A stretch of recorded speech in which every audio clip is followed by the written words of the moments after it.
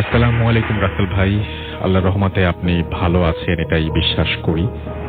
আমি নীরব আহমেদ, গ্রাম ভরতপুর, থানা বড়াই গ্রাম, জেলা নাটোর। আজকে আমি যে ঘটনাটি আপনাদের সাথে শেয়ার করব সেটি আমার জীবনে ঘটে যাওয়া অদ্ভুত সত্য একটি ঘটনা। ঘটনাটি ছিল 2010 সালে। তখন আমি ক্লাস 9-এ পড়ি। পড়ন্ত বিকেলে খেলার মাঠে একা একাই বসে আছি। নীরব নিস্তব্ধতার মাঝেই হঠাৎ করে একটা কান্নার আওয়াজ আমার কানে ভেসে ওঠে। দেখলাম পাশে রাস্তা দিয়ে একটি ভ্যান গাড়ি দিয়ে কাউকে হাসপাতালে নিয়ে যাওয়া হচ্ছে। কৌতূহল বশত আমি কোনো কিছু না ভেবেই দৌড় দিয়ে হাসপাতালের গেটে যাই। সেখানে গিয়ে দেখতে পাই 15-16 বছরের একটি মেয়ে বিষ পান করেছে। আমার পাশেই তার মা। তো বন্ধুরা, আমি আজ কথা বলবো ওয়ানেক্স নামে একটি নতুন গেমিং প্ল্যাটফর্মের ব্যাপারে। এর ইন্টারফেস খুবই ফ্রেন্ডলি এবং এটা 100% বৈধ। পিএসজি এবং সিরিয়াএ এই অ্যাপের স্পন্সর। আর এটা এমন একটা প্ল্যাটফর্ম যাকে আপনি বিশ্বাস করতে পারবেন। এখানে আমি প্রচুর গেম খেলি, যেমন ক্র্যাশ গেম, যেখানে প্লেন যত উপরে উঠবে আপনি তত টাকা ইনকাম করতে পারবেন। এছাড়া রয়েছে online slot, live match streaming এবং রিয়েল টাইম গেম, যেখানে আপনি আইফোন, ল্যাপটপ এবং বিএমডব্লিউর মতো পুরস্কার জিততে পারবেন।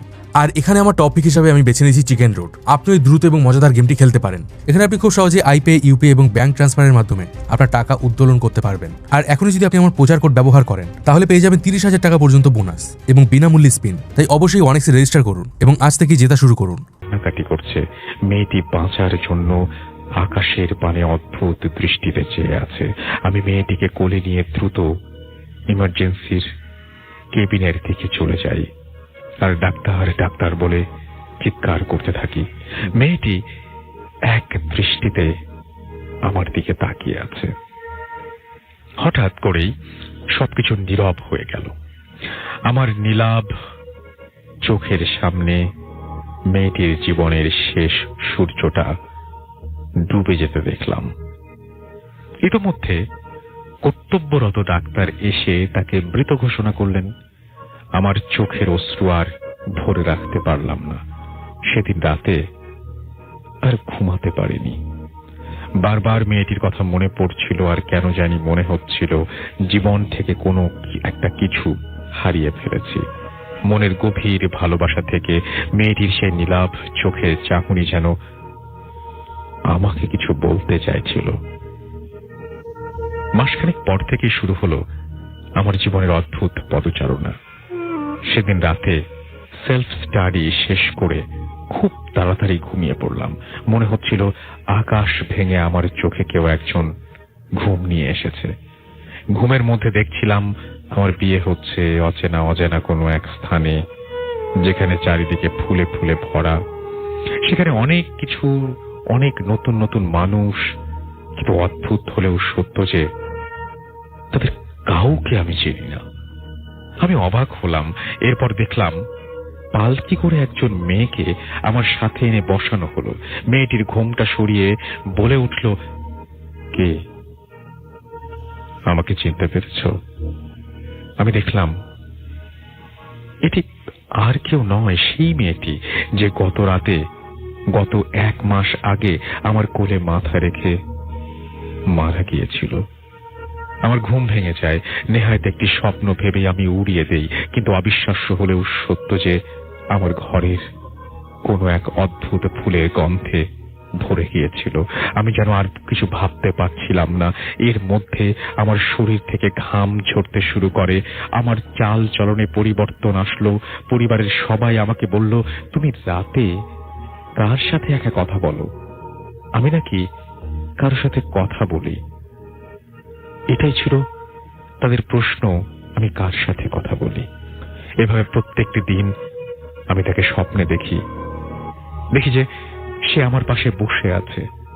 প্রতিদিন ঘুমোতে যাবার আগে ভাবতাম, আজও কি সে আমার কাছে আসবে? এমনি কোনো একদিন সে আমাকে অনেক সুস্বাদু খাবার খেতে দেয়, যার স্বাদ গন্ধ আমাকে মুগ্ধ করে দিয়েছিল। সকালবেলা আমার মায়ের ডাকাডাকিতে ঘুম ভাঙলো। ঘুম ভেঙে যাওয়ার সাথে সাথেই গত রাতের সেই পোলাওয়ের গন্ধ আমার নাকে তীব্র ভাবে লাগতে থাকে। আমি অবাক হয়ে যাই, কিন্তু এখনো স্বপ্নের ঘোর কাটেনি মনে করে উড়িয়ে দেই। মা আমার ঘর গোছাতে আসেন।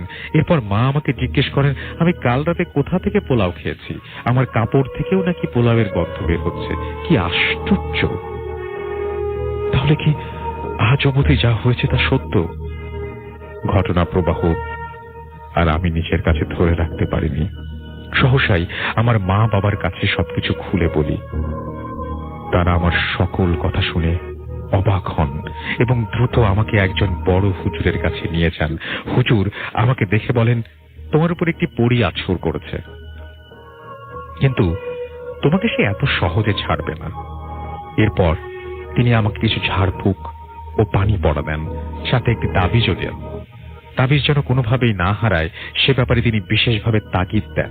এরপর থেকে আমি আর তাকে স্বপ্নে দেখি না। সবকিছু ঠিকঠাকই চলছিল। এভাবে কেটে গেল 2টি বছর। এরই মধ্যে রিমি নামের একটি মেয়ের সাথে আমার বন্ধুত্ব হয়। গড়ে ওঠে ভালোবাসার সম্পর্ক। তাকে বিয়ে করব বলেই চিন্তা ভাবনা করে রেখেছিলাম। কোনো একদিন আমি মাঠে ফুটবল খেলার সময় তাবিজটি হারিয়ে যায়। অনেক খোঁজাখুঁজির পরেও আমি সেটা পাইনি। এরপর শুরু হলো আমার জীবন কিছু অনাকাঙ্ক্ষিত ঘটনা। প্রতিদিনের মতোই আমি ওই দিন রাতের খাবার খেয়ে ঘুমিয়ে পড়েছি। আর কিছু নয়, স্বপ্নে পুরনো সেই স্মৃতি আমার নিদ্রা জগতে। আমি দেখতে পেলাম সাদা কাপড় পরে সেই মেয়েটি আমার পাশে দাঁড়িয়ে আছে আর আমার দিকে অদ্ভুত ভাবে তাকিয়ে আছে। ওর চোখে মুখে অদ্ভুত মায়ার ছাপ। চোখের কোণে জমে আছে শত বছরের অভিমান। মনে হচ্ছে সে আমার উপর অনেক অভিমান নিয়ে বসে আছে। সহসা তার গাল বেয়ে অশ্রু ঝরছে। এরপর বেদনাময়ী কণ্ঠে কিছু লোমহর্ষক কথা সে আমাকে বলল, কেন এমন করলে? কেন মুছে গেল তার স্বপ্ন? সে আমার সাথে সম্পর্ক করতে চেয়েছিল এবং সে অন্য কারোর সাথে আমার সম্পর্ক হতে দেবে না। মেয়েটি এই কথাগুলো বলতে বলতে ছোট্ট ছেলেটির মতো ফুঁপিয়ে ফুঁপিয়ে কাঁদছিল, আর আমি শুধু তার দিকে অপলক দৃষ্টিতে তাকিয়েছিলাম। সহসা একটা মৃদু মলয়ের ঝাপটার শব্দে আমার ঘুম ভেঙে যায়। আমি চারিদিকে তাকিয়ে দেখি কেউ নেই সেখানে। ঘড়ির কাঁটায় তখন রাত 3টা বাজে। আমি আর কিছুই ভাবতে পারছিলাম না। আমার চারিদিক যেন অন্ধকার হয়ে আসছিল। এমনি সময় আমি দেখতে পেলাম আমার ঘরে 3-4টি আলো আড়াআড়ি ভাবে দৌড়াদৌড়ি করছে। আমি খুব ভয় পেলাম, আর সাথে বাড়ির আশপাশ থেকে অনেকগুলো শেয়াল কুকুরের কান্নার আর্তনাদ শুনতে পেলাম। মনে হচ্ছিল কেউ যেন তাদেরকে চিবিয়ে খাচ্ছে। দূর থেকে আজানের ধ্বনি ভেসে আসলে সবকিছু স্বাভাবিক হয়ে যায়। সকালবেলায় আবারও হুজুরের কাছে যাব বলে রওনা দিচ্ছিলাম। হঠাৎ করে আমার ফোনে কল আসলো। রিমি নামের সেই মেয়েটি নাকি গত রাতে রোড অ্যাক্সিডেন্টে মারা গেছে। কি?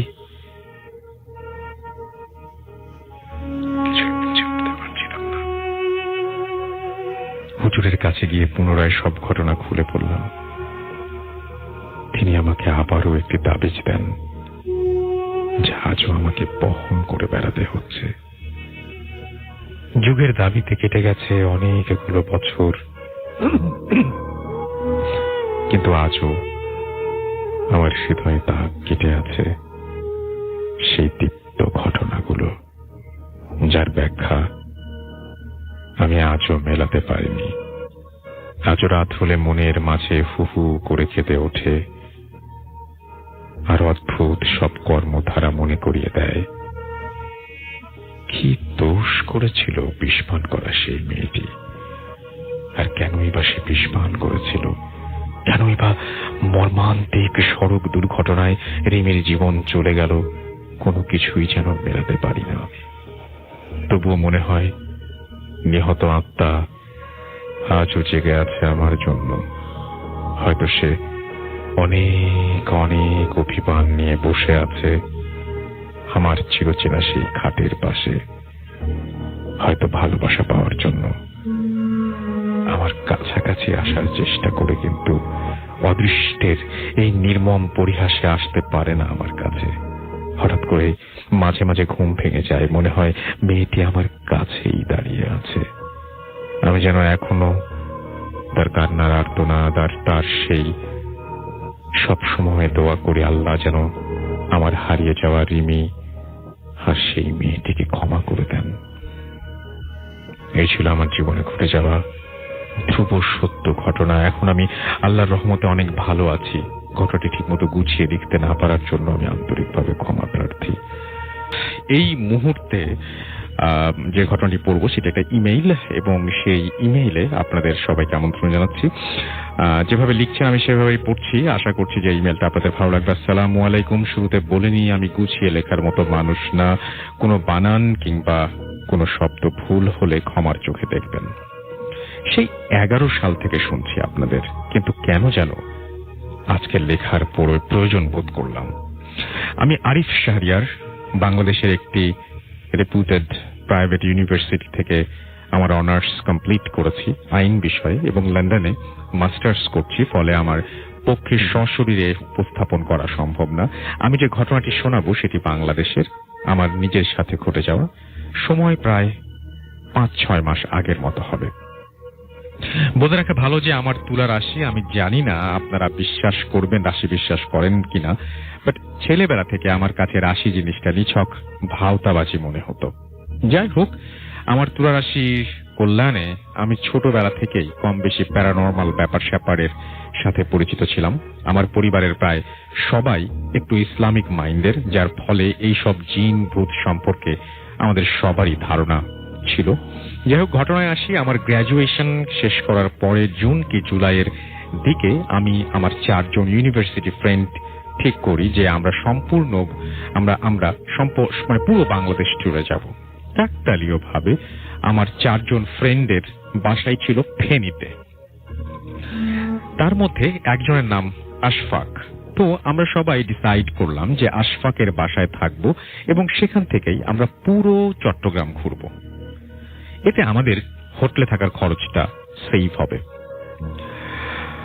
বলে রাখা ভালো, আশফাক এবং বাবা ঢাকায় অনেক ভালো বিজনেসম্যান। ফলে তার পুরো ফ্যামিলি পুরান ঢাকায় থাকে, যার কারণে ফেনী এবং বাংলো বাড়িতে কেউ ছিল না, শুধুমাত্র একজন কেয়ারটেকার এবং তাদের ফ্যামিলি নিয়েই তিনি সেই বাসায় দেখাশোনা করতেন। বাড়িটির লোকেশন ফেনী শহর থেকে ভেতরে সীমান্ত এলাকা পরশুরামে। বাড়ি থেকে রাতের বেলায় ভারত সীমান্ত স্পষ্ট দেখা যায়, ভারত বাংলাদেশ সীমান্ত স্পষ্ট দেখা যায়। সেই এলাকায় খুব কম পাকা বাড়ি থাকায় মাগরিবের আজানের সময় রীতিমতো পিন ড্রপ সাইলেন্স চারিদিকে একদম বিরাজ করে। আমরা 2 জন আমাদের প্ল্যানের একদিন আগেই সেই বাসায় যাই। বাকি 2 জনের ঢাকা থেকে একদিন পরে আসার কথা ছিল। বলে রাখা ভালো, বাসাটি 3 বিঘা জমির ওপরে বানানো এবং ডুপ্লেক্স।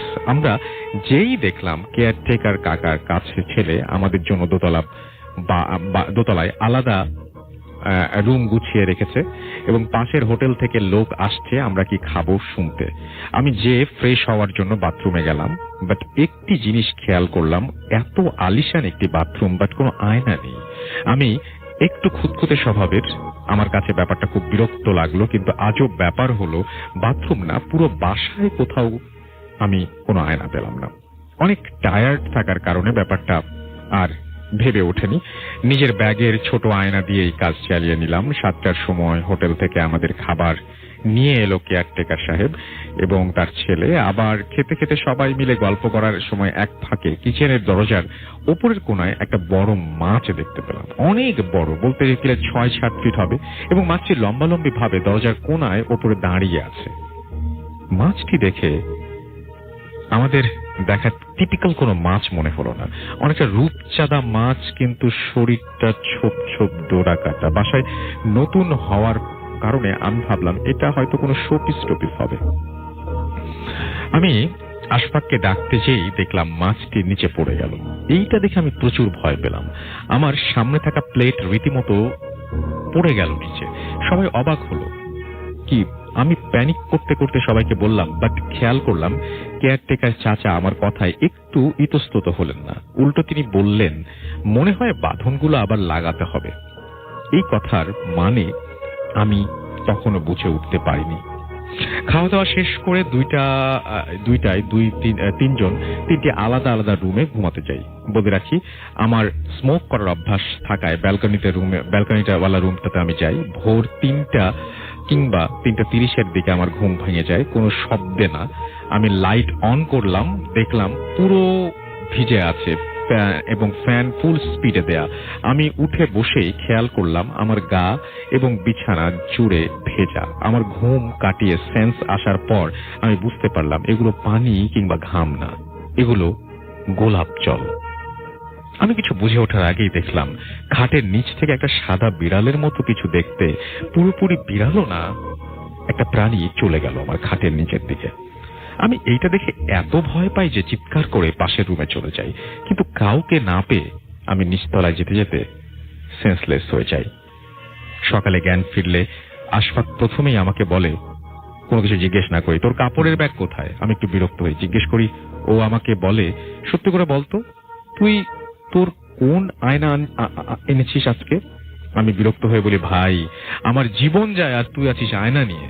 আশফাক আমাকে শুধু একটা কথাই বলে, শুধু তোর না, আমাদের সবার জীবন যায়, তাড়াতাড়ি আয়নাটা নিয়ে নিচে আয়। আমি উঠে নিচে যেতেই দেখি কয়েকজন হুজুর। তো বন্ধুরা, আমি আজ কথা বলবো 1x নামে একটি নতুন গেমিং প্ল্যাটফর্মের ব্যাপারে। এর ইন্টারফেস খুবই ফ্রেন্ডলি এবং এটা 100% বৈধ। পিএসজি এবং সিরিয়াএ এই অ্যাপের স্পন্সর। আর এটা এমন একটা প্ল্যাটফর্ম যাকে আপনি বিশ্বাস করতে পারবেন।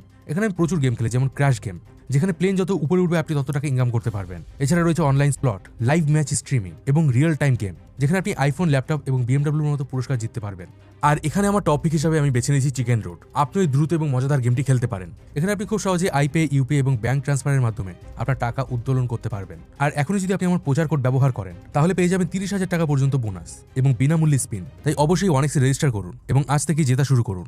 আর এতিম বাচ্চা দেখে মনে হচ্ছে বাসায় মিলাদ। আমি আয়না নিয়ে যেতেই আমার কাছ থেকে হুজুর ছো মেরে আয়নাটা নিয়ে নেন।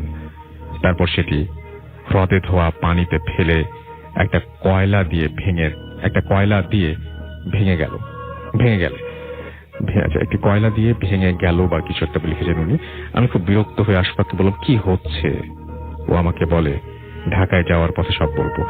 আমি যেন 1 ঘন্টার মধ্যে রেডি হই। পরবর্তীতে ঢাকায় যাওয়ার পথে আমি যে সব শুনলাম তাতে আমার রীতিমতো আটকে উঠার পালা। প্রথমত, এই জায়গায় মোগল আমলে অনেক মানুষকে মারা হয়েছিল।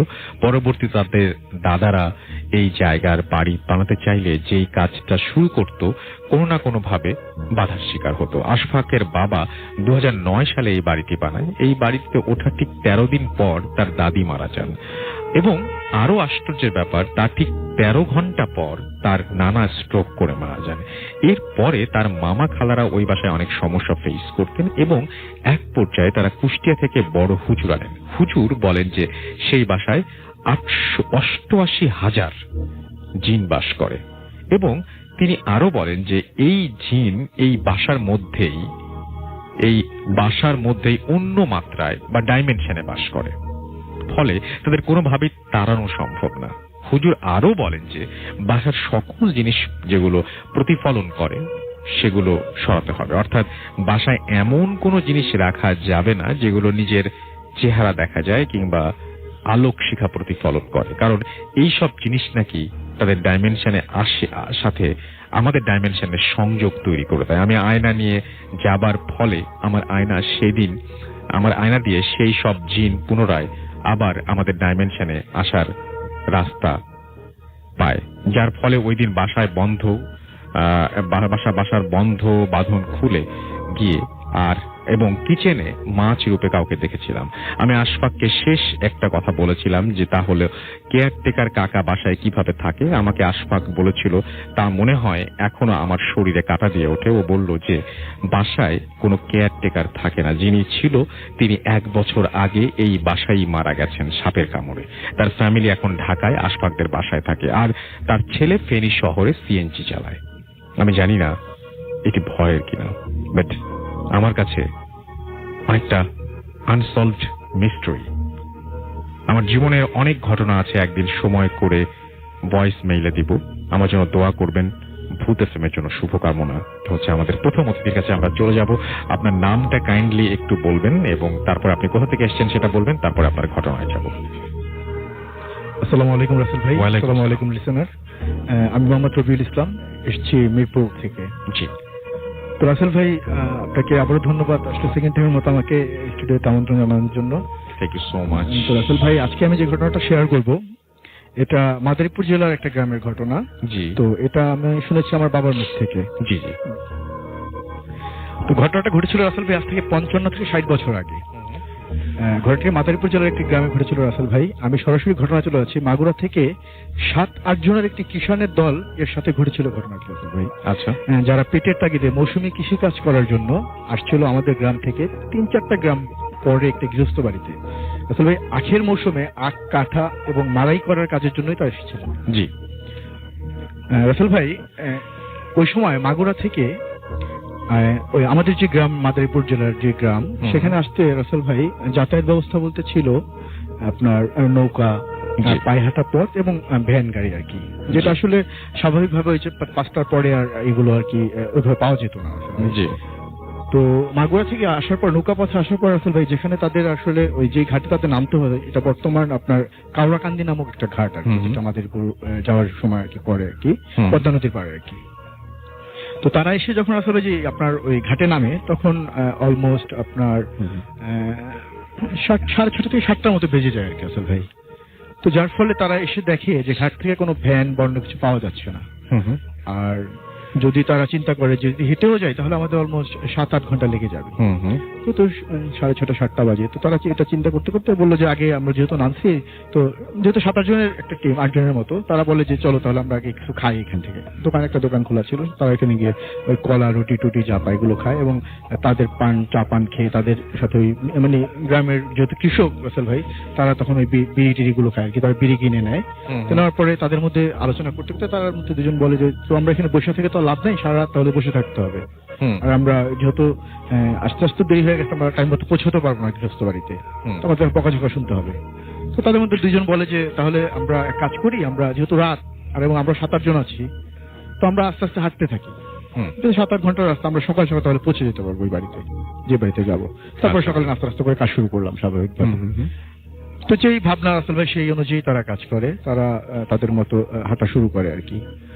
তো রাসেল ভাই তারা হাঁটতে হাঁটতে যখন আনুমানিক রাত 3টা 3:30টার মতো বাজে আর কি, এমন একটা সময় তারা ওই গ্রামের কাছাকাছি চলে যায়। মানে অলমোস্ট আমাদের গ্রামের 2-3টা গ্রাম পরেই আর কি ওই বাড়ি আর কি। তো আমাদের গ্রামের ঠিক আগে একটা গ্রামে এসে তারা যখন দেখে যে অনেক রাত এবং ক্লান্ত হয়ে গেছে রাসেল ভাই, অনেকক্ষণ হাঁটছে এবং যেহেতু টানা জার্নি করতেছিল, তো তারা একটু দূরে দেখতে পায় যে একটা গৃহস্থ বাড়িতে আর কি আপনার ওই রাতের বেলায় মানে দেখা যাচ্ছে আর কি উঠানের মধ্যে আপনার ইয়ে জ্বলতেছে আসলে, হারিকেন যেটাকে বলে আর কি, কেরোসিন তেল দিয়ে যেটা জ্বালায়। তো হারিকেন দেখে তারা বলে যে মনে হয় বাড়িতে কেউ জেগে আছে, তো আমরা চলেন সবাই মিলে গিয়ে একটু ওই বাড়ির মালিককে যদি পাই তাহলে একটু রিকোয়েস্ট করে তাদের এখানে থেকে গেলাম। তো আমরা কাছাকাছি চলে আসলে বেশিক্ষণ লাগবে না, তারপরে আমরা সকালবেলা ফজরের আজানের পরে গৃহস্থ বাড়ির দিকে কাজ শুরু করলাম। তো যেটা ভাবনা আসলে সে অনুযায়ী তারা ওই বাড়িতে যায়। যাওয়ার পরে তারা বাড়িতে উঠোনে ঢোকার মাত্রই, গেট দিয়ে ঢোকার মাত্রই যেটা দেখে রাসেল ভাই, যে একজন বয়স্ক লোক, 70 ঊর্ধ্ব একজন লোক, সে ওই বসে বসে হুক্কা যেটাকে বলে রাসেল ভাই, তামাক আর কি, আপনার হয়তো আপনি জেনে থাকবেন। তো ওই হুক্কা খাচ্ছিল আর কি বসে বসে, সে চেয়ারের মধ্যে, একটা ছোট একটা চেয়ারের মধ্যে বসে হুক্কা খাচ্ছিল, ভালো বয়স তার। তো সে ওই জিজ্ঞেস করে যে কোথা থেকে আসছো, ডিটেলস বলার পরে বলে যে হ্যাঁ আমি তো ওই বাড়ি চিনি, তোমার ওই বাড়িতে কাজের জন্য আসছো, ঠিক আছে। তো রিকোয়েস্ট করে যে আমরা আপনাদের বাড়িতে একটা থাকতে যেতেছি। সে বলে যে হ্যাঁ সমস্যা নেই, আমরা বাড়িতে দুজনেই আছি, আমি আর তোমার চাচি আর কি, তো আমাদের সামনের একটা ঘর পুরোটাই ফাঁকা, তোমরা থাকতে পারবে, সমস্যা নেই। তো রাসেল ভাই তখন তাদের বলে যে ঠিক আছে তোমরা আসছো এত দূর থেকে, তো তোমরা কাজ করো, হাত মুখ ধো আর আমি আমার স্ত্রীকে বলতেছি খাবার দেওয়ার জন্য, তোমার খাবার টাবার খাও, তারপরে ওই সামনের ঘর দেখে দিব, এখানে গিয়ে ঘুমিয়ে পড়ে সবাই। তো রাসেল ভাই তো তার হাত মুখ ধুয়ে আসে, এরপরে তার স্ত্রীকে ডেকে তাদের খাবার দিতে বলে। তো তারপরে সত্যি স্ত্রী বস কাছাকাছি ছিল, তো তাদের আসলে রাসেল ভাই সবচেয়ে অবাক করে যে ব্যাপার রাসেল ভাই, ওই রাতের বেলা রাসেল ভাই তাদের আটজনকে যে খাবারটা দেওয়া হয় রাসেল ভাই, মানে একটা বিয়ে বাড়িতে যে ধরনের মানে আয়োজন থাকে আর কি, মানে বিরাট আয়োজন। বিরাট আয়োজন এক কথা রাসেল ভাই। সব ধরনের খাবারই সেখানে ছিল, দধি থেকে শুরু করে মিষ্টি যা ছিল আর কি সবকিছু ছিল। তো তারা একটু অবাকও হয়, আবার মানে তাদের তো আসলে গ্রামের লোক রাসেল ভাই, তো বছরে মানে একদিন এরকম খাবার তাদের পাও মানে জোটে না আর কি এক কথায়। তো মানে দেখে আর লোক সামলানো যায় না আর কি, তারা খেয়েতে পেট ভরে খায় আর কি যতক্ষণ মন চায় আর কি। খাওয়ার পরে তো তাদের হাত মুখ ধুয়ে আবার তারা তাদের যে রুমে নিয়ে যায় আসলে থাকার জন্য, এখানে একটা ব্যাপার আছে যে আসলে ওই সময় 55-60 বছর আগে রাসেল ভাই মানে একটা বাড়ির মধ্যে এই ধরনের মানে ব্যবস্থা থাকার জন্য, ঘুমানোর জন্য এই ধরনের ব্যবস্থা মানে থাকতে পারে এটা চিন্তার মতো না আর কি, খুবই আলিশান অবস্থা রাসেল ভাই। তো তাদের যে ঘরে নিয়ে যাওয়া হয়, তাদের দোতলা একটা ঘর, তো সেখানে আপনার ওদের যে রুমে থাকতে দেয়, ওখানে 2টা খাট ছিল রাসেল ভাই পাশাপাশি, খুবই ভালো মানে সাজসজ্জা করানো আর কি। তো তাদের দেখা দেওয়া হয়, তারা ওইখানে ওই 4 জন করে রাসেল ভাই 2টা খাটে শুয়ে পড়ে আর কি। যেহেতু ক্লান্ত রাসেল ভাই, তারা আসলে শোবার পরপরই রাসেল ভাই ঘুমিয়ে যায়। তো রাসেল ভাই তারা যেটা পরে যে ঘটনা ঘটে সেটা হলো রাসেল ভাই, এর মধ্যে একজনের রাসেল ভাই ফজরের আজানের মানে শুনতে শুনতে তার ঘুমটা ভেঙে যায় রাসেল ভাই। তো সে আজান শুনে যখন মানে চোখ মেলে, সে রাসেল ভাই উপর হয়ে শুয়েছিল, মানে সোজা তার চোখ দুটো আকাশের দিকে ছিল। সে তাকিয়ে দেখে যে রাসেল ভাই একটা আবছা অন্ধকার একটা আকাশ আর কি এক কথায়। তো তার ঘরের মধ্যে ছিল, আকাশ তো দেখার কথা না রাসেল ভাই। তো সে এটাতে খুবই অবাক হয় এবং সে চিন্তা করে যে আচ্ছা, আমি এখানে কিভাবে আসবো, এবং সে তখন একটু অবাক হয়ে যে আমার সাথে যারা ছিল তারা কোথায় আর কি। দেখার জন্য সে ডান বামে তাকায়, তো দেখে যে রাসেল ভাই সবাই শুয়ে আছে আর কি, কিন্তু শুয়ে আছে তারা আসলে কোনো ঘরের মধ্যে নেই রাসেল ভাই।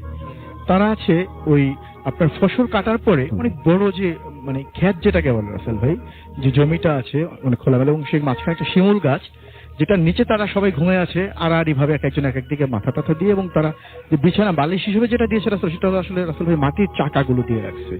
খুবই মোলাম আরামদায়ক বিছানা মনে করে যেটা ঘুমিয়েছিল রাসেল ভাই, সেখানে তো মাটির চাকা আর কি দেখতেছে। তো সবাইকে টাকাটাই করে রাসেল ভাই উঠায়। তো উঠানোর পরে সবাই খুব অবাক হয়, পরে তারা আসলে ভাবে যে আমাদের কাছে ডাকাতি করে নিলে দেখছে নেওয়ার মতো ছিল না রাসেল ভাই। তো তারা তারপরে একটু যে আমরা কোন বাড়িতে ছিলাম একটু খোঁজ নিই। তো তারা বিভিন্ন লোকজনকে জিজ্ঞেস করে, বাজারে বাজারে গিয়ে বা আশপাশের লোকজন ডেকে, তো কেউ এরকম কোনো বাড়ির সন্ধান দিতে পারে না রাসেল ভাই। তো তারপরে এর মধ্যে ওই গ্রামেরই একজন ছিলেন, যিনি ওদেরকে ওই পাশের যে মসজিদ ছিলেন সে একটা হুজুরের কাছে নিয়ে যায়। তো আপনারা মনে হয় ভয় পাইছেন, তো হুজুরের কাছে নিয়ে একটু, তো হুজুরের কাছে যাওয়ার পরে যেটা হয় রাসেল ভাই, হুজুর সবকিছু শোনার পরে সে যেটা বলে, শুনতে শুনতে একটা মজার ব্যাপার ঘটে রাসেল ভাই সেখানে। এর মধ্যে রাসেল ভাই একজনের যেটা হয় মানে স্টোরি বলতে বলতে সবাই তার বলছিল, একজন বলছিল তার মধ্যে একজন আসলে ওয়াশরুমে যাওয়ার প্রয়োজন হয় রাসেল ভাই। তো ওয়াশরুমে যাওয়ার প্রয়োজন হয়, তো সে নর্মালি বলে যে ঠিক আছে তোমরা বলো, আমি তাহলে ওয়াশরুম থেকে আসি। তো মসজিদের যে ওয়াশরুম রাসেল সেখানে যায়। যাওয়ার পরে সে বাথরুমে গিয়ে যেটা হয় রাসেল ভাই, যেটা ঘটে সেটা হলো রাসেল ভাই, সে বাথরুমে যে আসলে মানে পায়খানা যায় যেটা বের হওয়ার কথা আসলে সেটা না বের হয়ে সে যেটা দেখতে পায় আসলে সে মাটি বের হচ্ছে তার পেট থেকে আর কি রাসেল ভাই। তো সেটা দেখে সে বাইরে চলে আসে এবং হুজুরকে যখন ডিটেলস বলতে, হুজুর বলে যে তোমাদের রাতে যে খাবারটা খাইয়েছিল সেটা আসলে খাবার ছিল, সেটা আসলে মাটিই ছিল, যেখানে তোমার বাথরুমের সাথে মাটিই বের হচ্ছে। আর তোমাদের এত খাবার খাওয়ার যে ইয়েটা ছিল মানে ওর যে উদ্দেশ্য ছিল সেটা হলো মানে যাতে তোমাদের বাথরুমের দরকার হয় রাতের বেলা, এবং যখন তোমরা বাথরুমে যাওয়ার জন্য একজন একজন করে বের হবা তখন সে একজন একজন করে তোমাদের খাবে বা মারবে, যেটাই হোক। যে জিনটা ছিল আর কি রাসেল ভাই, ওটা আসলে জিন ছিল যেটা পরবর্তীতে ইয়ে করে। আর যেটা হয় রাসেল ভাই, তো ওরা এটা ইয়ে করার আপনার এরপরে যেটা হয় রাসেল ভাই, এটা শোনার পরে তো এটা আবার ওইখানকার ভাবে প্রবাদ অনুযায়ী যে নামটা আছে রাসেল ভাই, এটাকে নাকি মক্কেল ভূত বলেন বা জিন বলেন, এটা নাম হলো মক্কেল আর কি, যাতে বোকা বানানো হয়। মক্কেল বলতে আমরা জানি বোকা ইয়ে করা আর কি। তো এটাই রাসেল ভাই ঘটনা। তো এটা আসলে প্রচলিত ওইদিকে, আপনি হয়তো খোঁজ নিলে জানতে পারবেন। ওকে, থ্যাংক ইউ সো মাচ। আর সেই সাথে আমাদের নতুন একজন অতিথি আমাদের সাথে এসে হাজির হয়েছেন, আমরা তার কাছে সরাসরি চলে যাচ্ছি। আপনার নামটা প্লিজ একটু বলবেন, কোথা থেকে এসেছেন সেটা বলবেন, তারপরে আপনার ঘটনায় যাব। জি, আসসালামু আলাইকুম রাসেল ভাই। ওয়ালাইকুম সালাম। শাহিন বাশার, আমি জি। জাহাঙ্গীরনগর ইউনিভার্সিটি থেকে আসছি। অনেক দূর থেকে এসেছেন, সেজন্য প্রথমেই আপনাকে অনেক অনেক অনেক অনেক ধন্যবাদ।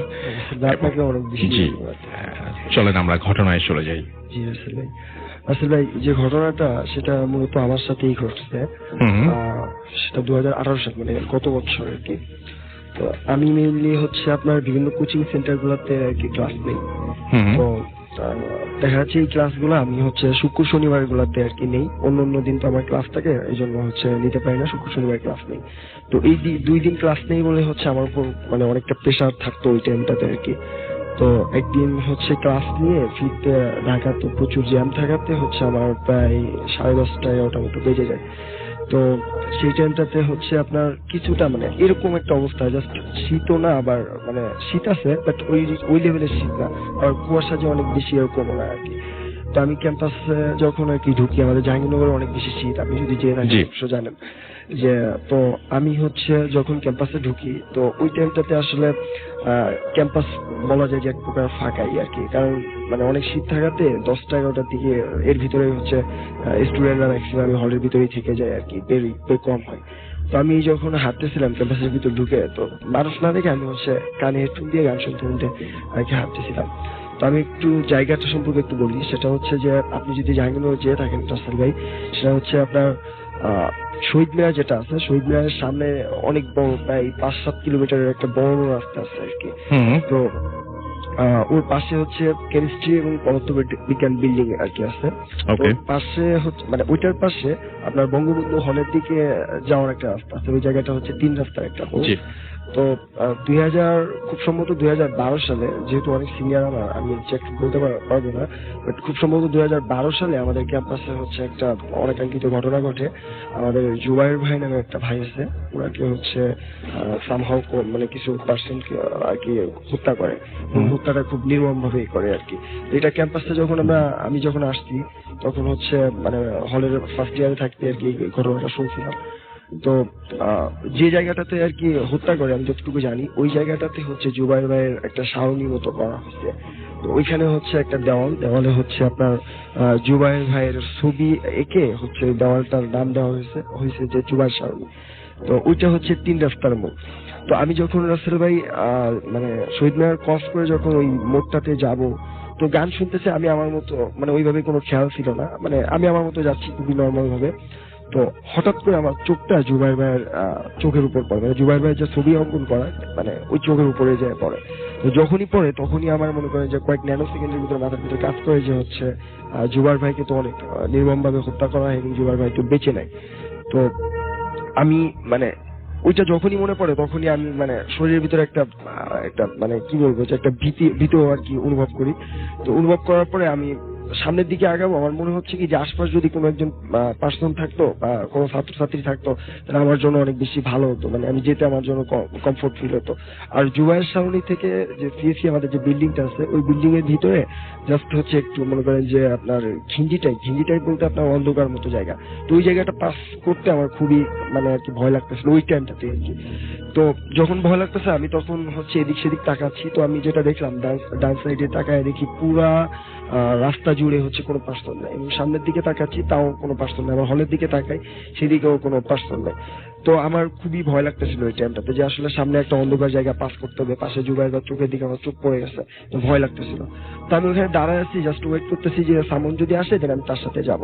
তো এমন অবস্থায় হচ্ছে মানে সত্যি কথা বলতে বিশ্বাস করেন রাসেল ভাই, যে একটা বিকট একটা কর্কশ একটা আওয়াজ শুনি আমি। তো কর্কশ আওয়াজটা শোনার পরে মানে আমার পিছনে একদম আমার পিছনে আমি কর্কশ আওয়াজটা শোনার পরে হচ্ছে আমি পিছনের দিকে যখন তাকাই আমি যেটা দেখছি রাসেল ভাই, মানে নর্মালি আমাদের যে কুরবানির টাইমে যে গরুগুলা কুরবানি দেওয়া হয় অনেক স্বাস্থ্য থাকে, মানে অনেক বড় সড়ো আর কি গরু।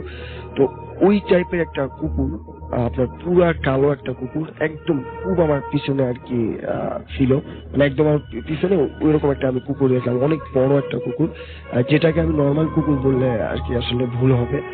আর নর্মাল কুকুর থেকে অনেক বড় একটা কুকুর আমি দেখলাম, এবং আমি মানে তাকাতেই তার মানে কুকুরটার চোখের দিকে আমার চোখ পড়ে গেল আর কি। কুকুরটার চোখ গুলাও মনে করেন যে আপনার খুব বিধ্বস্ত ভাবে আর কি কালো ছিল। তো আমি তখন পুরা হিমশীত হয়ে গেছে, একদম পুরা হিমশীত, যে আমি ওইখান থেকে যে এক স্টেপ সামনে আগাবো এরকম মানে শক্তি আমি পাচ্ছিলাম না। তো জুবাইর ভাই, আমি আপনাকে বলে রাখি, সেটা হচ্ছে যে আমি কোরআনের হাফেজ। আমি হচ্ছে যে মুখ ফুটায় কোরআন তেলাওয়াত করবো এমনটাও হচ্ছে মনে করেন যে আমার শক্তি পাচ্ছিলাম না আমি ওই টাইমটাতে। এবং আমি ওই কুকুরটা থেকে যে আমি মানে সামনের দিকে মানে মুখটা ফিরাই নিবো এমনটাও আমি পাইতেছিলাম একটা অবস্থা। তো আমি ভিতরে ভিতরে আয়াতুল কুরসি পড়া শুরু করলাম। শুরু করে হচ্ছে আমি মুখটা ঘুরাই নিয়ে আমি আমার হলের দিকে তাকাই আছি। ওইখান থেকে যে স্টেপ নিব এমন সাহসটাও আমি পাচ্ছিলাম না। তো মানে প্রায় 10-15 সেকেন্ড পরে আমার হল থেকে, মানে আমার হলটা একদম সোজা, আমার হল থেকে আমি এক ভাইকে হচ্ছে আপনার সাইকেল করে আর কি বের হতে দেখছি। আর যখনই আমি ভাইকে দেখছি তখন আমার ভিতরে আমি একটু সাহস পেলাম। পেয়ে হচ্ছে আমি মনে করেন একটা দৌড় দিয়ে আমি হচ্ছে ভাই আমার মানে সোজা আসতেছিল, ভাইকে যে আর কি জড়ায় ধরছি। তো ধরার পরে ভাই সাইকেলে একটু পড়ে যাওয়ার মতো অবস্থা। ভাই হচ্ছে আমার 1 বছরের সিনিয়র ছিল, আলামিন ভাই, জাহাঙ্গীরনগরের ভুটানিতে পড়ে। তো ভাইকে যখনই আমি জড়ায় ধরছি তখন হচ্ছে আপনার ভাই বলছে, আরে শাহিন কিসে মানে বলো আমাকে কিসে।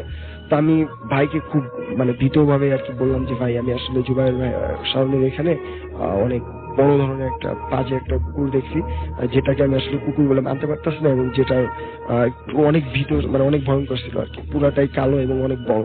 তো ভাই বলতেছে কি যে তোমার হয়তো হ্যালুমিনেশন বা টেক্সার সামথিং কাজ করতেছে, চলো তোমাকে বিষয়টা ক্লিয়ার করি, চলো ওই জায়গাটাতে দেখে আসি আসলে কোনো কুকুর বা টেস্টের কিছু আছে কিনা। তো রাসেল ভাই আমরা জাস্ট মনে করেন যে ভাই আমাকে সাথে করেই নিয়ে গেল, মনে করেন 5 মিনিটের ব্যবধান। ভাই যে দেখতেছিল যে আসলে আদৌ কোনো কুকুর ছিল কিনা বা টেস্টার সামথিং। তো আমরা হেঁটে যখন রাসেল ভাই আপনার জুবাইয়ের সামনে ওই জায়গাটাতে আবার যখন গেলাম, যে আমরা এদিক সেদিক তাকাচ্ছি, দেখি কোনো কুকুর নাই, মানে ভাইও দেখতেছে না আমিও দেখতেছি না। তো আমরা মানে শহীদ মিনারের দিকে হাঁটার চেষ্টা করতেছি। তখনও রাসেল ভাই মনে করেন যে পুরা ক্যাম্পাস, শীতের দিন মনে করেন যে নিস্তব্ধ একটা ক্যাম্পাস আর কি।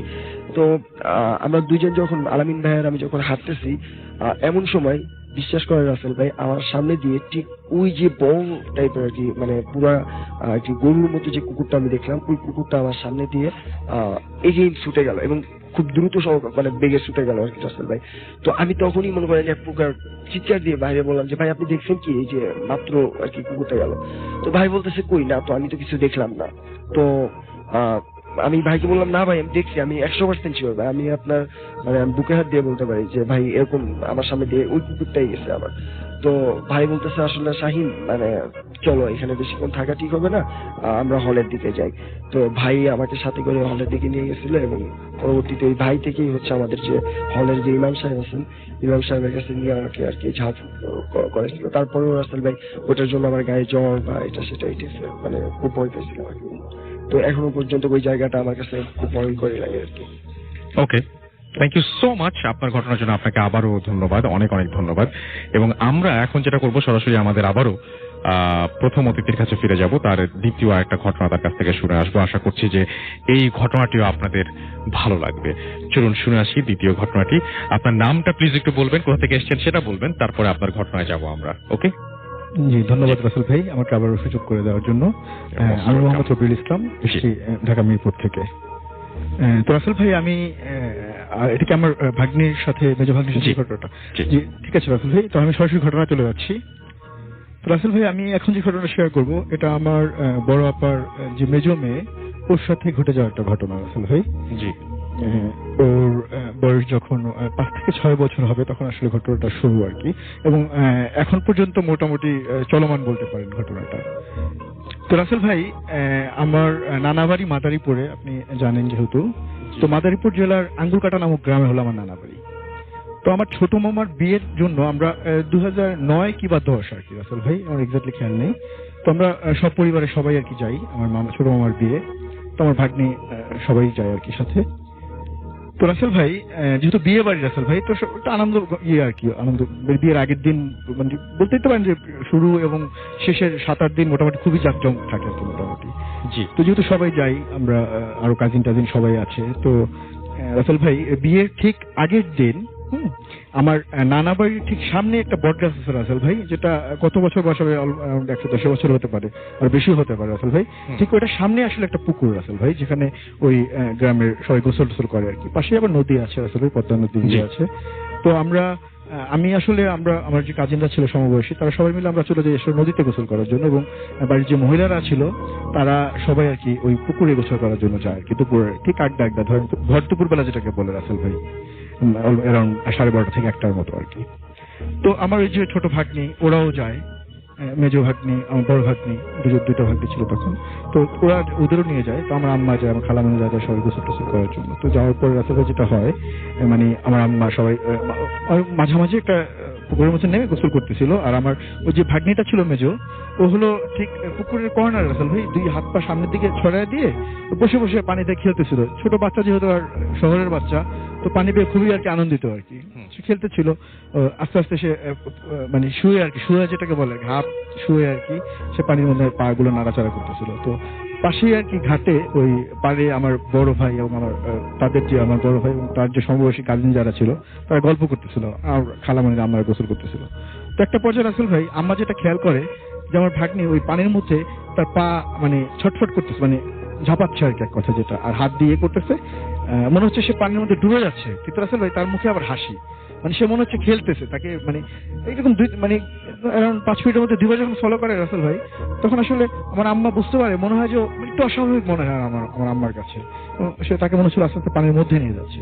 তখন আমার আম্মা যখন বুঝতে পারে রাসেল ভাই, তখন আমার আম্মা চিৎকার দেওয়ার পরে আমার যে বড় ভাই পাশে দাঁড়ানো ছিল, সে মানে দৌড়ে গিয়ে ওকে টেনে ওঠানোর জন্য ট্রাই করে রাসেল ভাই। তো 5-6 বছরের একটা বাচ্চা, আসলে স্বাস্থ্য খুবই কম ওর, তো খুব বড় জোর মনে হয় যে 12-15 কেজি ওজন হতে পারে রাসেল ভাই, সর্বোচ্চ আর কি। তো আমার ভাইয়া তো মানে ওকে উঁচু করতে পারতেছিল না রাসেল ভাই, আর ওর মুখগুলো বাঁকা হয়ে মানে মানে ডান দিক বাম দিক বাঁকা হয়ে যাচ্ছিল, কোনো কথা বলতেছিল না, এবং ওর সাদা শরীর একদম ঠান্ডা।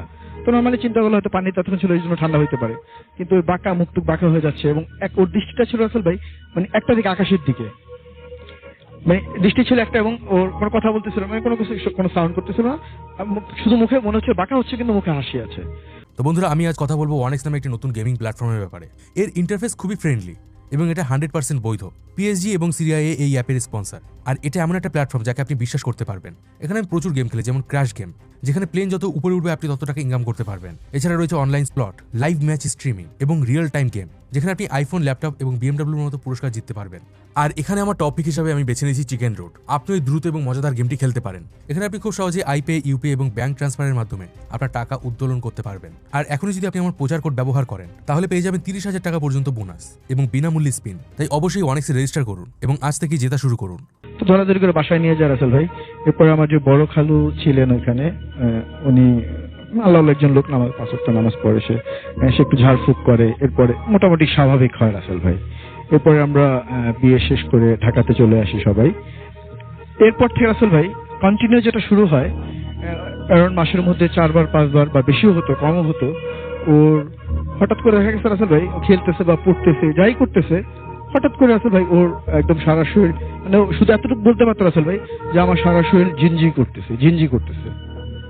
এটা বলার পর রাসেল ভাই কিছু বলতে পারতো না, সে মানে আপনার অবসরের মতো হয়ে যেত, পড়ে যেত, তো আর ওর হাত পা গুলো একদম ঠান্ডা হয়ে যেত রাসেল ভাই। এটা হইতো রাসেল ভাই। তারপরে ওকে দেখেছে ওই টাইমগুলোতে তেল দিয়ে কোনো কিছু হইতো না রাসেল ভাই, কিন্তু যখন ওই সূরা পড়ে, কোরআন থেকে সূরাগুলো পড়ে ওকে একটু ঝাড়ফুঁক দেওয়া হতো, তারপরে মোটামুটি স্বাভাবিক, আধা ঘন্টা বা 20 মিনিটের মধ্যে আবার মোটামুটি স্বাভাবিক হতো। পরবর্তী আর রাসেল ভাই বলতে পারতো না রাসেল ভাই কি সমস্যা হয়েছে। জিজ্ঞেস করতাম যে আমি আমার সামনে অনেকবার ঘটছে রাসেল ভাই, জিজ্ঞেস করতাম মামা তোমার কি সমস্যা হয়েছে, বলতাম আমার কিছু হয় নাই। কি হয়েছে? আমার তো কিছু হয় নাই, ছোট বাচ্চা। তো এটা চলতে থাকে রাসেল ভাই। তো একটা পর্যায়ে রাসেল ভাই তার মোটামুটি 7-8 মাস, প্রথম 1 বছর রাসেল ভাই সত্যি কথা বলতে আমরা বিভিন্ন ডক্টরের কাছে নিয়ে যাই এবং সব ধরনের টেস্ট গুলোই করা হয় রাসেল ভাই, কিন্তু আসলে ওর কোনো রোগ আইডেন্টিফাই করতে পারে না কোনো ডক্টরই, বা রিপোর্টেও কোনো মানে সব রিপোর্টগুলোই নর্মাল থাকে। আচ্ছা, তো তখন আসলে এগুলো পাশাপাশি লোকজন শুনতে একজন পরে বলে যে আসলে এই ঘটনা, ওর ব্যাপারটা আসলে তো মনে হয় ডক্টরের কোনো চিকিৎসা নাই, তো মনে হয় ওকে আসলে কোনো কবিরাজ দেখালে ভালো হবে। এটা শোনার পর রাসেল ভাই আমার আম্মা খোঁজ খবর নিতে থাকে, আব্বা আম্মা। তো আমার আপা, এরপরে ওর যে ফুপু রাসেল ভাই, আমার ভাগ্নে যে ফুপু, উনি খবর দেয়, ওনার বাসা টঙ্গী কলেজ গেটে, তো উনি খবর দেয় যে আপনার কোনাবাড়িতে একজন মহিলা আছে যিনি আসলে এই ধরনের ট্রিটমেন্ট করে রাসেল ভাই। তো যেহেতু অ্যাড্রেস দেওয়ার পরে আমার আম্মা, আমার বড় আপা, ছোট বোন সবাই মিলে আর কি, আমার বড় ভাইয়া ছিল, তো ওনারা বিকাল 3টার পরে আর কি রাসেল ভাই, খাবার দাবার সেরে তারপরে রওনা হয় আর কি ওকে নিয়ে, যেহেতু আমার বাসা আপনার আগারগা তালতলাতে রাসেল ভাই।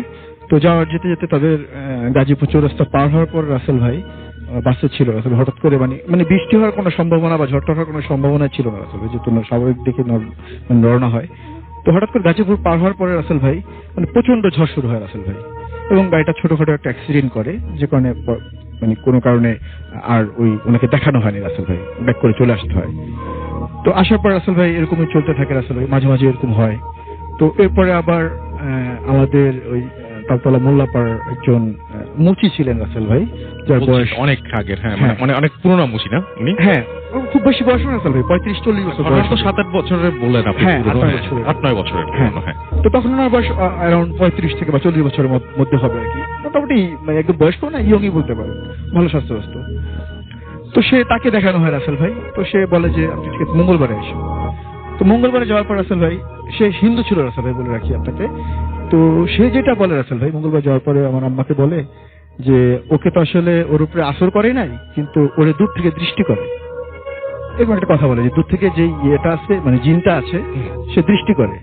তো আমি তাকে যখন দেখলাম, আমি যেটা দেখলাম, সে আপনার ধান খেতের মাঝখানে যে আইলগুলো থাকে রাসেল ভাই, সেটার মাঝখান দিয়ে হন হন করে হেঁটে যাচ্ছে, এবং সে খুবই স্বাস্থ্যবান একজন জিন, এবং তার মাথা ছিল না রাসেল ভাই, তার বুকের মাঝখানে একটা চোখ। আচ্ছা। সে হেঁটে যায় এই অবস্থায়, এবং সে খুবই শক্তিশালী। তাকে ওর এটা ট্রিটমেন্ট করতে হলে মানে আমার যেটা মনে আছে রাসেল ভাই, তাকে আমার আমাকে বলে যে আপনার পূর্ণিমা রাত যেটা, এরকম একটা দিনে তাকে ট্রিটমেন্ট করাতে হবে আর কি। তো এরপর রাসেল ভাই আসলে আল্লাহ ভালো জানে, মানে আর ট্রিটমেন্টটা সে করতে পারেনি রাসেল ভাই, মানে যে ডেটটা দেয় তার 2-3 দিন আগেই সে লোকটা মারা যায় রাসেল ভাই, যেহেতু স্বাভাবিক মৃত্যু মানে চিন্তা করা যায়, তো নর্মালি মরতেও পারে, বাট সে আগে পরে মরতে পারতো রাসেল ভাই, মানে ওই টাইমটা থেকে কেন মরতে হবে রাসেল ভাই, মানে এটা আমরা ধারণা করে নিই আর কি। তখন আমরা এটা বুঝিনি রাসেল ভাই, বাট পরবর্তী যখন আমরা ধারণা করতে পারি, তখন হলো রাসেল ভাই আমাদের আগারগা আপনার আইডিভি ভবনের পাশে একটা পুরাতন কবরস্থান আছে রাসেল ভাই, এখানকার যে মসজিদ আছে, এখানকার একজন হুজুর ছিলেন আর কি, খুবই উনি পরিচিত লোক, যিনি তার বয়স ছিল অলমোস্ট 90 থেকে 100-এর মতো আর কি। তো খুবই নাম করা রাসেল ভাই। তো ওনার পাওয়ার পর ওনার কাছে নিয়ে যাওয়ার একটা প্রস্তুতি নেয়। তো ওকে আগে না নিয়ে আমার আম্মা আর আমার বড় ভাইয়া যায় ওনার সাথে কথা বলার জন্য। বলার পর উনি বলে ঠিক আছে, তাহলে আপনি একটা ডেট দেয় যে অমুক দিন আসেন, 5-6 দিন মানে সপ্তাহের শুনি বা রোববারের দিকে আমার আম্মা গিয়েছিল। তো বলে যে শেষ দিকে আর কি, সপ্তাহের শেষ দিকে করে নিয়ে আসার জন্য, সে ট্রিটমেন্ট করবে। তো রাসেল ভাই মানে আল্লাহ হয়তো সহায় ছিলেন না, উনিও আর কি রাসেল ভাই ট্রিটমেন্টটা করতে পারে না, উনিও আসলে রাসেল ভাই মারা যায় ঠিক তার 2-1 দিন আগে আর কি, যে কোনো ট্রিটমেন্টটা কমপ্লিট হয় না। ওকে, তো কন্টিনিউ আমার ভাগ্নের ইয়েটা চলতে থাকে রাসেল ভাই। এরপরে আপনার লাস্ট যেটা হয় রাসেল ভাই, তো চলতেছিল, তো এই আলোচনা বিভিন্ন জায়গায় করতেছিল। তো আমার আব্বা আপনার সে একজনের যে মানে পীর, আমার আব্বার যে পীর আছেন উনি দোহারের আর কি, জি জি জি, তো ওনার ছেলের মাধ্যমে একটা ট্রিটমেন্টের নেয় আর কি, যেটা ট্রিটমেন্টটা ছিল আমার রাসেল ভাই যে আপনার মাঝরা যেটাকে বলে 2টা থেকে 3টার মধ্যে, জি 3 রাস্তার মোড়ের মধ্যে আপনার মাটির কলস যে আছে রাসেল ভাই, ওটার মধ্যে আপনার 7টা নদীর মানে 7 ঘাটের পানি আর কি, যেটাকে 7 ঘাটের পানি, 7 ঘাটের পানি থাকবে। এবং আপনার ওই হাড়ি ভাঙার যে আপনার তলা থাকে না রাসেল ভাই, বা আপনার হাড়িগুলোর যে তলাটা থাকে ওই তলা লাগবে, উপরের মানসার বা যেটাই বলে ওটার তলাটা লাগবে। এবং আপনার আরো অনেক জিনিসপত্রগুলো যেগুলো পুরোপুরি খেয়াল নাই যেগুলোর নাম আমার। তো এটা ওই হাড়িটা ভাঙতে হবে রাসেল, এবং খাবার দাবারও দিতে হবে, ভোগ যেটাকে বলে একটা ভোগ টাইপের, 3 রাস্তার মোড়ে দিতে হবে এমন টাইম, এবং পিছন দিকে ঘুরে চলে আসতে হবে এটা দিয়ে। জি, তো এটা করতে বলে তারা। এরপরে রাসেল ভাই আমার আব্বা ওই কাজটা করে আর কি, আমাদের ঢাকাতেই এখানেই করা হয়। এটার পর থেকে রাসেল ভাই ওর মোটামুটি স্বাভাবিক পথে চলে আসে রাসেল ভাই। আর এখন ওর মানে ক্লাস 9-এ পড়ে, মানে 7 পর্যন্ত লাগাতার হচ্ছিল রাসেল ভাই। এটা 7-এ ওঠার পরে এটা কাজটা করা হয় আর কি, করার পর থেকে এখন মোটামুটি স্বাভাবিক এখন হয়, কিন্তু খুবই কম রাসেল ভাই। ওকে, একটু মানে নর্মাল হয়েছে এখন, অনেকটাই ভালো আর কি। Thank you so much, thank you আপনাকে অনেক ধন্যবাদ। হ্যালো রাসেল ভাই, আশা করি ভালো আছেন। আমি রিফাত বসুন্ধরা থেকে বলছি। তো আমি কলকাতার কয়েকটা ঘটনা আজকে লিসনার্সদের সাথে শেয়ার করতে চাই। তো ঘটনাগুলো আমার এক বন্ধুর মুখ থেকে শোনা, সিজার মুখ থেকে শোনা, আর ঘটনাগুলো বেশিরভাগই সিজার মায়ের ঘটনা, আর দুই একটা ঘটনা ওর সাথে ঘটেছে। তো আমি সরাসরি ঘটনায় চলে যাচ্ছি। প্রথম যে ঘটনাটা সেটা হচ্ছে আজ থেকে প্রায় 24-25 বছর আগের ঘটনা। সিজার মা তখন প্রেগনেন্ট, তো সিজার জন্মের আগে আর কি। তো আন্টি তখন প্রেগনেন্ট ছিলেন। তো উনি কলকাতা মেডিকেল কলেজে ভর্তি ছিলেন ডেলিভারির জন্য। তো কলকাতা মেডিকেল কলেজ অনেক দিনের পুরনো একটা হসপিটাল, অনেক পুরনো, ওই ব্রিটিশ আমল থেকে যখন ফার্স্ট কলকাতা শহর স্টার্ট হয়েছে তখনের একটা হসপিটাল, অনেক এনশিয়েন্ট এবং অনেক পুরনো একটা কমপ্লেক্স। তো ওখানে আন্টি যে কেবিনটাতে ছিলেন ওখান থেকে টয়লেটটা বেশ দূরে ছিল। তো ওখানে যে আয়া মাসিরা আছেন ওনারা আন্টিকে বলে রেখেছিলেন যে যখন টয়লেটে যাওয়ার দরকার পড়বে উনি যেন রাতের বেলা আয়া মাসিদেরকে ডেকে ওনাদের কাউকে একজনকে নিয়ে তারপর টয়লেটে যায়। কিন্তু একদিন রাতে আন্টি টয়লেট পেল, আর আন্টি কি করলেন, আন্টি আর আয়া মাসিদেরকে ডাকলেন না, আন্টি সরাসরি নিজেই চলে গেলেন একা একা। আস্তে আস্তে হেঁটে উনি টয়লেটের সামনে চলে গেলেন। তো উনি যখন টয়লেটে ঢুকছেন তখন দেখলেন যে আরো 20-25 জন মহিলা টয়লেটে ঢুকছে। তো উনি প্রথমে একটু ভয় পাচ্ছিলেন যে একা একা টয়লেটে যাচ্ছে, কিন্তু উনি যখন ওখানে যেয়ে দেখলেন যে আরো 15-20 জন মহিলা ঢুকছে টয়লেটে তখন উনি মনে একটু সাহস পেলেন। ঠিক আছে, তো উনি ঢুকলেন টয়লেটে, যে ঢুকে দেখলেন যে ওই মহিলাগুলো টয়লেটের যে অনেকগুলো স্টল থাকে না, একটা টয়লেটের ভিতরে তো অনেকগুলো ডিফারেন্ট স্টলস থাকে, তো ওই মহিলাগুলো সবগুলো স্টলে ঢুকে গেছে এবং ওনার জন্য আর জায়গা নেই, তো উনি ঢুকতে পারলেন না। ফাইন। তো এখানে একটা কনফিউশন আছে যেটা আমি আন্টিকে জিজ্ঞেস করেছিলাম, সিজাও জিজ্ঞেস করেছিল যে ওখানে কয়টা স্টল ছিল, যে 15-20 জন ঢুকেছে তার মানে এতগুলো স্টল কি ছিল? তো আন্টি বললেন 15-20 জনের 5-6টা স্টল ছিল, তারপর আলাদা জায়গা ছিল আর গোসল করার জন্য আলাদা জায়গা ছিল। সো আন্টির মাথায় তখন এই জিনিসটা আসেনি যে 15-20 জন কোথায় গেল। যাই হোক, তো ওনারা সবাই ঢুকে গেলেন। তো আন্টি বাইরে দাঁড়িয়ে ওয়েট করছেন। তো আন্টি বললেন যে ঠিক আছে, আপনারা যখন বেরোবেন তখন আমি ঢুকবো, ওনাদেরকে বললেন। তো ওরা ভিতর থেকে সমস্বরে সবাই একসাথে 15-20 জন মহিলা সমস্বরে বললো এরকম। ঠিক আছে, আন্টি তখনও ওয়েট করছে। তারপর আরেকটু পরে যখন ওরা বেরোচ্ছেই না, 8-10 মিনিট হয়ে গেছে, ভিতর থেকে কলে পানি পড়ার শব্দ আসছে কিন্তু ওরা বেরোচ্ছে না। তখন আন্টি বলল যে আপনারা কি আছেন, বের হবেন আপনারা? তখন বললো আপনারা কি আছেন, আপনারা কি একটু বের হবেন তাড়াতাড়ি, আমার একটু যেতে হবে। আবার সমস্যরে সবাই বললো এরকম। তো তারপর আন্টি ওয়েট করছেন, বের হচ্ছে না। তারপর একটা সময় কলে পানি পড়ার শব্দ বন্ধ হয়ে গেছে, তাও বের হচ্ছে না। তারপর আন্টি আবার জিজ্ঞেস করলেন যে আপনারা কি আছেন, আর কোনো সারা শব্দ নেই। তারপর আন্টি যে একটু কনফিউজড হয়ে গেলেন যে কোথায় গেল ওরা। তো আন্টি যে একটা করে স্টল, একদম কর্নারের স্টলটা দেখলেন আন্টি যে একটু ভেজানো, মানে আগে পুরাটা বন্ধ ছিল কিন্তু এখন উনি দেখছেন যেন একটু ভেজানো। তো উনি কি করলেন, উনি যে টান দিয়ে খুলে ফেললেন, খুলে দেখেন যে না, কেউ নেই। তারপর উনি আস্তে আস্তে সবগুলো স্টল দেখতেন ভেজানো, সবগুলো স্টল একটা করে খুলে দেখলেন যে না, একটার ভেতরেও কেউ নেই। তখন উনি প্রচন্ড ভয় পেয়ে গেলেন। উনি তাড়াতাড়ি দৌড়ে কোনো মতে ওনার কেবিনে আসলেন। এসে হাঁপাতে তারপর আয়া মাসিকে বললেন সব ঘটনা। আয়া মাসি শুনে খুব রেগে গেলেন যে আপনাকে আমি বারবার বলেছি আপনি প্রেগনেন্ট মহিলা, তার উপরে রাতের বেলা হসপিটালে আপনি একা ওই জায়গায় যাবেন না, আপনি কেন একা গেলেন? এতদিনের পুরনো হসপিটাল, কত কিছুই থাকতে পারে, আর আছেও, এজন্যই আমি আপনাকে বারবার সতর্ক করেছি, আপনি তাও কেন গেলেন? তো এই ছিল একটা কাহিনী রাসেল ভাই। আর আন্টির সাথে আরো অনেকগুলো ডিফারেন্ট স্টোরিজ আছে। আরেকটা হচ্ছে আন্টির ছোটবেলার কাহিনী। ছোটবেলা বলতে আন্টির বয়স তখন তরুণী আর কি, উনি 17-18 বছরের তরুণী। তো আন্টির যে বাবা ছিলেন ওনার একটা শখ ছিল, যে শখ বা অভ্যেস বলেন, যে সবসময় উনি রাত্রে 2টা-3টার দিকে ঘুম থেকে উঠে চা বানিয়ে খেতেন। তা আন্টি যেহেতু বাবার অনেক আদরের মেয়ে ছিলেন, তো উনিও তখন 2টা-3টায় রাত বাবার সাথে উঠে যেতেন, উঠে বাবাকে হেল্প করতেন চা বানানোতে, আর উনিও বাবার সাথে চা খেতেন। তো একদিন হয়েছে কি, উনি উঠেছেন বাবার সাথে, তো চা বানানো হয়ে গেছে, তো উনি আন্টি চিনি আনতে গেছেন চায়ের জন্য কিচেন থেকে।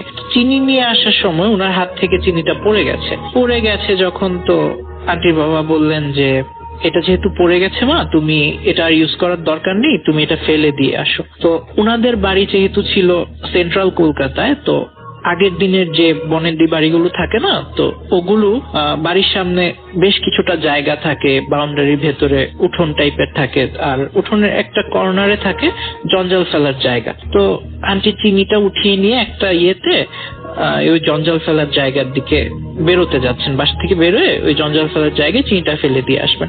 তো উনি যখন বেরোতে যাচ্ছেন দরজার সামনে, হঠাৎ করে দেখলেন যে একটা ছোট বিড়ালের বাচ্চা। তো উনি বিড়ালের বাচ্চাটাকে দেখে বললেন যে যা হিসেশ্বর। তো এটা শুনে আবার আন্টির বাবাও চলে আসছে। এসে উনিও যখন দেখলেন বিড়ালের বাচ্চাটা, উনি রেগে গেলেন। এটার পিছনে একটা কারণ ছিল। কারণটা হচ্ছে আন্টির বাবা সবসময় বেড়াল পুষতেন ছোটবেলা থেকে। তো ওনার অনেকগুলো বেড়াল ছিল, আবার ওনার পাখি ছিল অনেক। উনি মানে পশু পাখি এগুলো পোষার শখ ছিল, তো ওনার পাখিও ছিল, বেড়াল ছিল। তো একবার ওনার একটা বেড়াল ওনার একটা পাখির ঘাড় মটকে দিয়েছিল। তো এরপর থেকে রাগে উনি ওনার বাড়ির সব বেড়ালকে তাড়িয়ে দিয়েছেন, আর বেড়াল পালতেন না। তো স্বাভাবিকভাবে এই বেড়ালের বাচ্চাটাকে দেখে উনি রেগে গেলেন, বললেন যা যা সর। এই কথা বলে উনি কি করলেন, ওনার হাতে পানির মগ ছিল, উনি পানি ঢেলে দিলেন বেড়ালটার উপর। তো বেড়ালটা একটু সামনে গেল, 2 পা সামনে গেল, গিয়ে ওনার দিকে ফিরে তাকালো। তো উনি আরো রেগে গেলেন যে হ্যাঁ, এত বড় সাহস, আমার দিকে ফিরে তাকাচ্ছিস আবার। তারপর উনি আরেকটু পানি এনে আবার ঢাললেন বেড়ালটার গায়ে। বেড়ালটা আবার 2 পা সামনে গেল, যে আবার ওনার দিকে ফিরে তাকালো। তো উনিও ঢালতে থাকলেন এভাবে, বেড়ালটা দু পা করে সামনে আগাচ্ছে আর ওনার দিকে ফিরে তাকাচ্ছে। এর মধ্যে একটা ঘটনা ঘটলো, বিড়ালটা যতই আগাচ্ছে ততই সাইজে বড় হচ্ছে, যতই আগাচ্ছে ততই বড় হচ্ছে। যেতে যেতে যেতে যেতে আস্তে আস্তে বিড়ালটা যখন জঞ্জালের কাছে যেয়ে পৌঁছালো, তখন বিড়ালটা একটা প্রায় 4-5 ফিট লম্বা একটা বাঘের সাইজ নিয়ে নিল, পুরো একটা বাঘের আকৃতি ধারণ করলো। এটা দেখে তো আন্টিও তখন ছিলেন সামনে, আন্টির বাবা, ওনারা বেশ ভয় পেয়ে গেলেন। তো ওনাদের কথাবার্তা শুনে আবার আন্টির মাও চলে আসছেন, উনিও দেখলেন। দেখে ওনারা সবাই ভয় পেয়ে গেলেন। তখন আন্টির মা ওনাদেরকে বলছে ঠিক আছে, তোমরা তাড়াতাড়ি ঘরের ভেতরে চলে আসো, কিছু করতে হবে না। এরকম করতে করতে আস্তে আস্তে জঞ্জালটার কাছে যেয়ে বাঘটা মিলিয়ে গেল। তো এটা ছিল আন্টির আরেকটা ঘটনা। আমরা চলে যাব সরাসরি আমাদের নতুন অতিথির কাছে। আপনার নামটা প্লিজ একটু বলবেন, কোথা থেকে এসেছেন সেটা বলবেন, তারপর আপনার ঘটনায় যাব। জি, ধন্যবাদ রাসেল ভাই। You're most welcome. রাজীব, এসেছি গাজীপুর থেকে, আর আমার হোম ডিস্ট্রিক্ট হচ্ছে টাঙ্গাইল। জি। সো আজকে আমি যে ঘটনাটি শেয়ার করব, এটি আমার সংগ্রহ করা একটি ঘটনা। এটি গাজীপুরের একটি ঘটনা। আর যার সাথে আসলে ঘটনাটি ঘটে, তিনি একজন বাঁশি বাদক, এবং তিনি খুব সুন্দরভাবে তিনি বাঁশি বাজান, এবং বিভিন্ন টিভি প্রোগ্রামেও সে বাঁশি বাজাতেন। সো এই ঘটনাটি তার সাথে ঘটে 1983 সালের দিকে।